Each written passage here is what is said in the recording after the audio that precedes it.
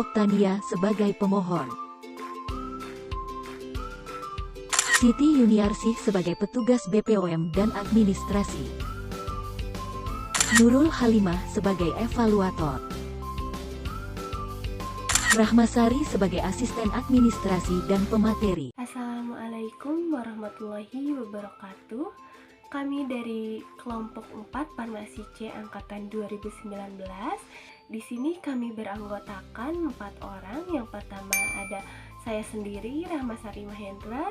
Yang kedua ada Siti Yuniarsih. Yang ketiga ada Cindy Oktania. Yang keempat ada Nurul Halimah Amini. Baik, di sini kami akan menjelaskan tentang regulasi kosmetika badan. Baik, setiap kosmetika hanya dapat diedarkan setelah mendapatkan izin edar menurut Peraturan Menteri Kesehatan Nomor 1176 Tahun 2010 tentang notifikasi kosmetika. Nah, untuk pengajuan kosmetika dilakukan dengan 2 cara. Yang pertama, daftar akun badan usaha secara online, dan yang kedua, daftarkan produk notifikasi kosmetika atau pendaftaran produk. Nah, untuk pendaftaran akun badan usaha itu dibagi menjadi 4. Yang pertama membuat head account perusahaan, yang kedua membuat sub account perusahaan, yang ketiga membuat sub perusahaan, yang keempat yaitu melakukan verifikasi dokumen administrasi di loket notifikasi kosmetika. Pemohon dapat membuat akun tersebut dengan mengakses di notificos.form.go.id/new. Nah, untuk membuat akun yang pertama yaitu head account, kalian masuk ke situsnya, lalu login, pilih menu registrasi, isi username dan password, isi formulir head account, lalu disubmit. Formulir head account telah dikirimkan. Nah, pemohon akan mendapatkan email head account telah aktif dari Badan POM dalam 1 hari kerja. Untuk yang kedua yaitu pendaftaran sub account dengan cara login atau masuk menggunakan username, password, dan CAPTCHA menggunakan head account yang telah aktif. Lalu klik masuk. Jika sudah masuk, klik kelola sub account, isi template-nya, dan sesudah itu tambah sub account. Jika sudah, daftarkan sub account, klik aktif. Nah, untuk di prosedur yang kedua ini atau pembuatan pendaftaran akun yang kedua itu tidak menunggu waktu yang lama karena ini langsung aktif ketika sesudah didaftarkan. Untuk selanjutnya, membuat sub perusahaan. Nah, dengan cara login, username, password, CAPTCHA menggunakan sub account yang telah aktif. Klik menu masuk. Nah, pemohon klik sub perusahaan, isi data perusahaan dan pabrik.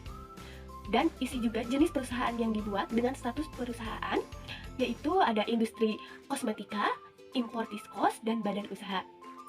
Lalu, isi sesuai yang ada di pendaftaran. Klik submit. Setelah mengisi template perusahaan, lalu verifikasikan dokumen di loket A notifikasi kosmetika Badan POM RI dengan membawa dokumen asli dan salinan sebagai berikut.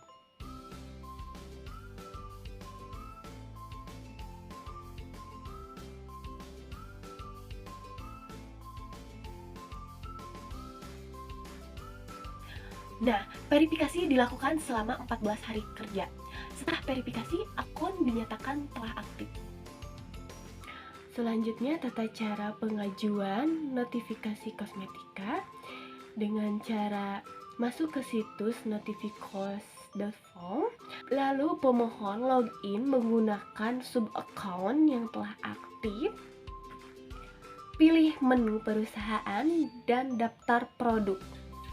Pilih status produk yaitu ada lokal, kontrak, atau impor.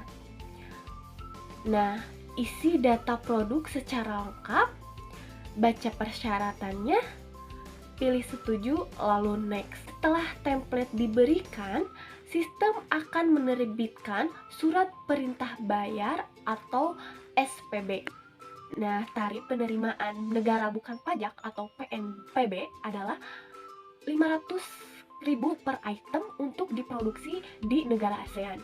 Untuk di luar negara ASEAN itu 1.500.000 per item. Setelah mendapatkan surat perintah bayar tadi, pemohon bisa langsung administrasikan ke BPOM Republik Indonesia. Bu, saya di sini dari produk Bread and Glow ingin melakukan administrasi dan ini surat perintah bayarnya. Baik, bisa langsung dibayar saja sesuai nominal yang ada di surat ini. Ini uangnya. Baik, saya terima dan saya akan proses. Kemudian Anda bisa mendapatkan ID card. Ditunggu sebentar ya. Makasih Bu. Ini ID card-nya. Ya, baik, terima kasih ya. Ini sudah jadi ID card-nya. Kemudian Anda bisa langsung saja ke bagian evaluasi. Terima kasih Bu. Ya.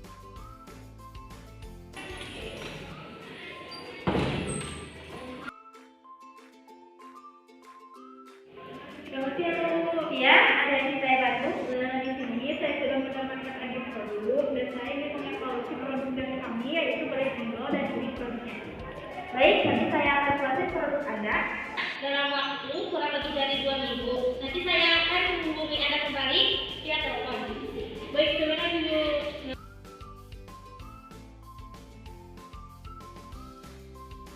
Halo, selamat siang. Apakah ini dengan produk Bread and Glow? Iya, benar.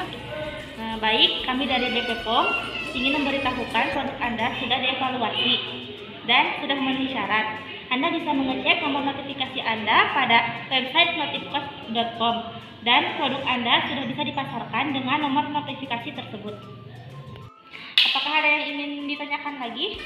Tidak ada, sudah cukup. Terima kasih. Nah, selanjutnya ada persyaratan kosmetika yang beredar.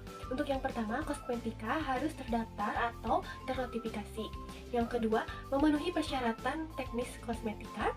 Yang ketiga, memiliki dokumen informasi produk atau DIP. Yang keempat, diproduksi pada sarana yang sudah menerapkan CPKB. Dan yang terakhir, ketika impor masuk sesuai ketentuan pemasukan kosmetika melalui SKI. Nah, adapun persyaratan teknis kosmetika diatur dalam Perka BPOM Republik Indonesia nomor HK 03123121012459 tahun 2010 tentang persyaratan teknis kosmetika. Itu ada 4. Yang pertama, persyaratan keamanan, persyaratan mutu, persyaratan penandaan, dan persyaratan klaim. Nah, selanjutnya ada penandaan dan klaim. Itu diatur dalam Perka BPOM nomor 19 tahun 2015 tentang persyaratan teknis kosmetika. Nah, selanjutnya ada penandaan berisi keterangan mengenai kosmetika secara lengkap, objektif, dan tidak menyesatkan, paling sedikit menyantumkan. Untuk produk ini adalah produk badan, yaitu nama kosmetikanya Bread and Glow, kemanfaatan dan kegunaannya kulit tampak cerah, tampak glowing, dan terjaga dari kusam dan belang. Nah, untuk cara penggunaannya, gunakan setiap hari, pagi dan malam secara merata di seluruh tubuh untuk hasil maksimal. Tunggu hingga meresap secara menyeluruh, simpan pada suhu ruangan. Untuk selanjutnya ada nama dan negara produsen, nama dan alamat lengkap pemohon, notifikasi, nomor batch, ukuran isi, berat isi, tanggal kadaluarsanya, nomor notifikasi, dan peringatan, perhatian, dan keterangan lain jika dipersyaratkan. Lalu ada klaim. Klaim berdasarkan bahan yang digunakan, hasil pengujian, data pendukung yang dapat diterima secara ilmiah. Klaim juga tidak boleh berisi persyaratan seolah-olah obat. Baik, terima kasih telah menonton video kami. Semoga video ini bermanfaat bagi kita semua. Wassalamualaikum warahmatullahi wabarakatuh.